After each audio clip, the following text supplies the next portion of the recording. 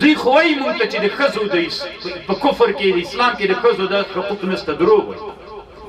د امریکایانو په تعریف کې تر اوسه پورې ښځه رئیس جمهوره سوې،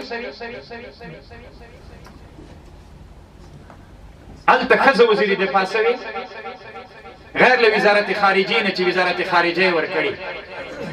هلته په پارلمان کې سړي ډېر دي که ښځې، هلته د نظام په فوج کې سړي ډېر دي که ښځې. هلته چې په یو نظام کې داسې نه ده چې موږ ویده انسانان یو. موږ نن هغه علما یو چې د دنیا د هر څه شي نه خبر یو.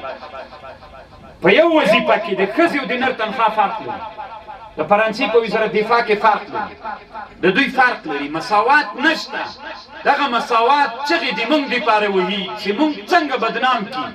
د اسلام هغه معتدل او قانوني او خپلواک آزاد د دوی نه غلامیت منونکي خلک دنیا کې نن ټول دنیا غلامان ګرځېدلي. یوازینی خلک چې د امریکایانو نه د حریت او د ازادۍ او د استقلال خبره کوي هغه موږ. نو خود به مو ټوله دنیا په رسمیت نه پېژني چې ټول خلک وایي د ما غلامي منه او ته یې نه مني. نو خو اختلاف خود پیدا کلي کې یو ملک یې د ملکي ټول خلک مني، غټ خان هم یې د کلي. نو چې یو نفر یې نه مني د ملک، خو ټول خلک تحریکوي چې دا منزوي کوي.